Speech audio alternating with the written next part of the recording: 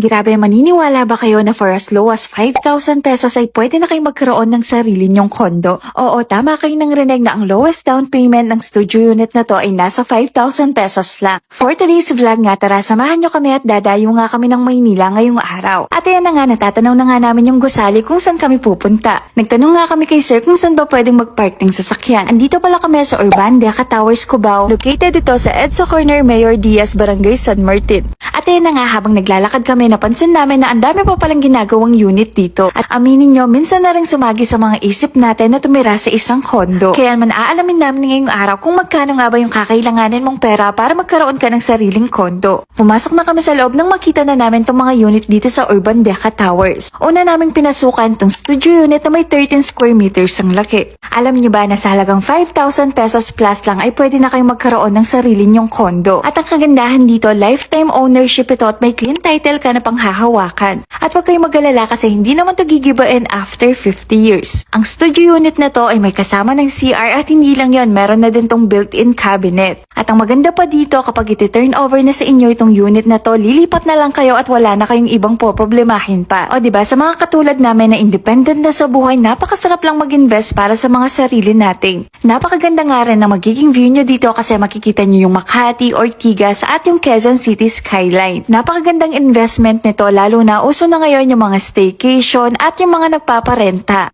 O diba, isipin nyo, dagdag income na rin to para sa atin. At itong Urban Deca Tower Cubao, napaka-accessible nito sa lahat ng pampublikong transportasyon. Mapa-MRT man yan, bus, jeep ay talaga namang napakalapit lang dito. At kapag bumili ka daw ng isang unit dito, automatic na magkakaroon ka ng free aircon at blinds. O diba, grabe, napakabongga. Sinubukan nga rin namin tignan itong one bedroom na mayroong 26 square meters. At pagpasok nyo sa unit na to, makikita nyo agad itong napakalaking banyo. Kung iisipin nyo, napakamura na nito, napakasulat at napaka-accessible pa sa lahat. Isipin nyo yun, magkakaroon na kayo ng sarili nyong property na may clean title pa, tapos napakamura lang ng monthly na babayaran nyo. At syempre, dito sa one bedroom, medyo mataas ng konti yung kanyang monthly. Ang kagandahan naman kasi, dito sa one bedroom, mas malaki yung kanyang space. At hindi lang yun, napaka-solid at quality ng mga materyales na ginamit sa mga unit na to. Sabi ko naman sa inyo, wala na kayong ibang iisipin pa at lilipat na lang talaga kayo. Sa sobrang laki nga nitong one bedroom, parang kasya pa ata yung dalawang kama. At tingnan nyo naman yung pagkakagawa dito sa built-in cabinet, napakaganda at napakatibay. At huwag kayong mag-alala kasi napakasimple lang naman ng mga requirements na kailangan nyong ipasa. Habang kaya pa, habang bata pa, mag-invest na tayo sa mga bagay na mapapakinabangan natin in the future.